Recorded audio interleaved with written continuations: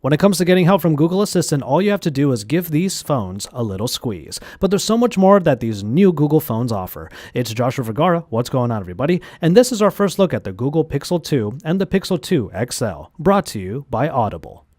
Now, there are two sizes of the Google Pixel 2. There's a Pixel 2 and the Pixel 2 XL, which is the one that I have in my hand right now.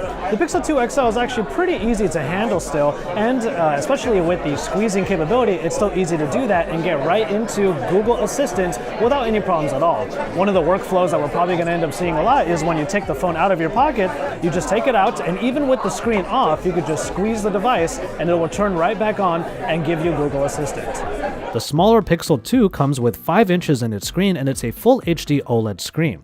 The Google Pixel 2 XL will have a 6-inch Quad HD OLED display that also rocks a 18:9 aspect ratio. Now, the Pixel 2 has the smaller screen and thus is a little bit easier to handle, which is expected, but the Pixel 2 XL does a little bit of a better job this time around with that 18:9 aspect ratio. The screen is a little bit taller than it is wide, like a lot of 18:9 aspect ratio phones that we're seeing this year, and thus it is a little bit easier to handle than its counterpart from last year.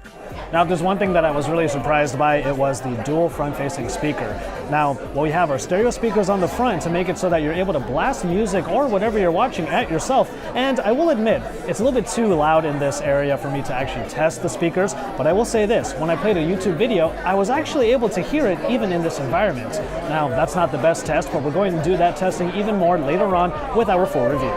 Speaking of audio, probably one of the big points of contention for people is going to be the lack of a headphone jack. Unfortunately, there is no headphone jack on these devices, which means you're going to be using either a USB-C adapted pair of headphones, or you're going to be using the Pixel Buds or any other wireless Bluetooth headphones in order to enjoy music and audio out of these new Pixel phones. Underneath the hood, you get the Snapdragon 835 with the Adreno 540 and 4 GB of RAM. And in both phones, you can get 64 or 128 GB of onboard storage with no micro SD card slot.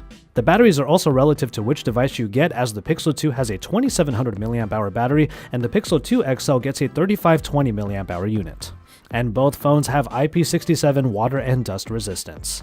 There are a number of colors of the Pixel 2, including a blue version that you're seeing in this video, and of the Pixel 2 XL, we have two colors, and I'm holding the black one in this segment right now, but the one that I really want to get my hands on is that panda color with that coral power button on the side that gives it a really lovely accent. But now we can talk about the cameras, and the rear cameras on both of these devices have a 12 megapixel sensor with 1.4 micron pixel sizes at f1.8 aperture. But behind all of that is a data algorithm by Google that uses its machine learning in order to give you all of the best data to get the best possible shot out of these cameras.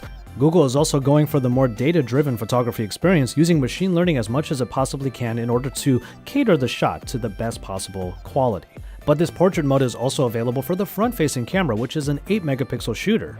And as you can see, I'm in the Stranger Things little demo area where they're showing off the AR capabilities, putting Stranger Things monsters and characters right beside me here on this couch. It's actually a pretty great feature of the camera, pretty low latency, and I'm able to interact with those creatures and characters live on the camera application. It's just one capability on these cameras that actually got one of the highest, if not the highest, DxOMark ratings that we've seen on any smartphone so far. And yet another capability of the camera is Google Lens, which is now a part of Google Assistant that you can access by hitting the icon when you open up the Assistant. It allows you to scan pretty much anything in your environment, and you will be able to use Google's own search engines in order to figure out exactly what you're looking at. And of course, with the software, we have the stock Android experience with Android 8.0 Oreo at the helm. Now, what you get is the latest version of Android, so if you are an Android purist, of course you're going to be looking at the Pixel as the best experience for Google's operating system. If you're a veteran of stock Android, then you know what to expect here. The interface looks incredibly familiar, but the search bar has been moved to the bottom so that you are able to use it no matter what screen you're on. And then, of course, you're able to get to Google Assistant in a number of different ways, including now squeezing the phone.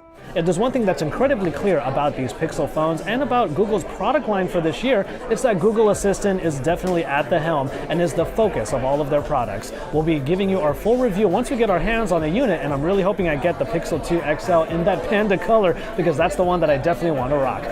So as always, thank you guys very much for watching, and thank you to Audible for teaming up with us to bring you all a free audiobook and a 30-day free trial via the link in our description, audible.com/Android Authority. Audiobooks from Audible are a great way to transform your commute, like one I just made recently across China and the Philippines to make it to this event. They have an unbeatable selection of bestsellers, mysteries, thrillers, and motivational books. For me, it's a great way to learn and improve myself, like I did with my current pick, and you're seeing it here, Headstrong by Dave Asprey.